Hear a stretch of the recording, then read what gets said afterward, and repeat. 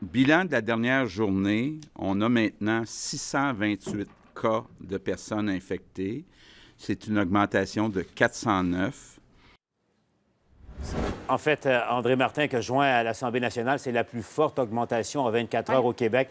Il fallait s'y attendre, André, parce qu'on teste davantage, les résultats entrent plus rapidement également. Mais ce qu'il faut retenir là, pour les gens à la maison, on revient à cela, André, c'est le Québec passe à une autre étape importante. Là. On resserre considérablement les mesures de confinement un peu partout au Québec. Le premier ministre l'a dit d'entrée de jeu lors de la conférence de presse, Paul, on entre dans une nouvelle ère. Et oui, 628 cas, c'est une immense hausse. On sentait d'ailleurs que le premier ministre nous préparait à ça depuis quelques jours. Pourquoi on fait ce bond aussi important? C'est aussi parce que maintenant, on additionne les cas confirmés et les cas probables. Alors, on parle de 45 hospitalisations, 20 personnes qui sont du côté des soins intensifs. Donc, le premier ministre nous disait également, bon, oui, on entre dans une nouvelle ère. Il y a des cas communautaires. La période est les plus critique et c'est le temps d'ajouter des mesures. C'est pourquoi, à partir de ce soir, dans les plus brefs délais, au fait, les entreprises qui ne sont pas dites essentielles devront fermer leurs portes. Elles ont jusqu'à demain soir. C'est ce que le premier ministre a dit. Et il a répété à plusieurs reprises, on met le Québec sur pause. Il utilisait vraiment l'expression pause. Et j'ai calculé, Paul, ça lui a pris environ 35 minutes là, pour dire le mot confinement. Maintenant, je vous invite à entendre François Legault. On a une situation où, dans les faits, le Québec va être sur pause pendant 3 semaines.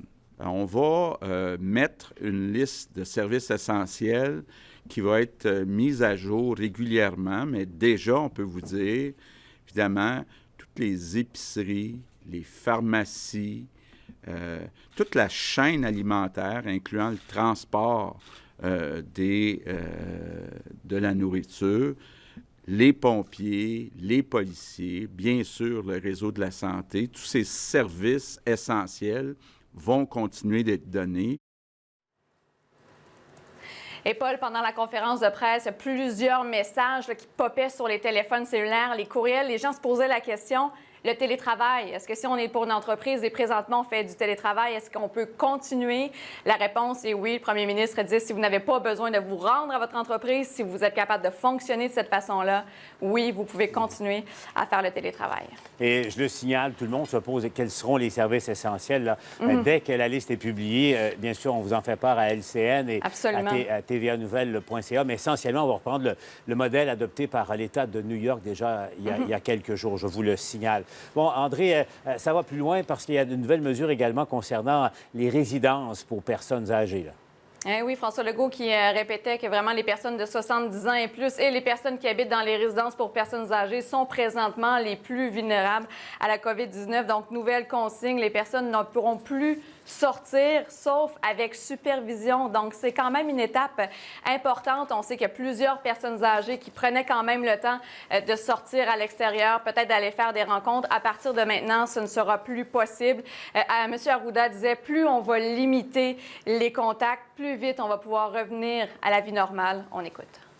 Je demande à toutes les personnes âgées dans les résidences de ne plus sortir, sauf exception, sauf avec supervision. Je sais que c'est une mesure qui est dure, mais c'est une mesure qui est nécessaire parce que la dernière chose qu'on veut au Québec, c'est que le virus entre dans des résidences de personnes âgées. C'est ça qui est le plus dangereux, qui pourrait avoir les résultats, malheureusement, les plus désastreux.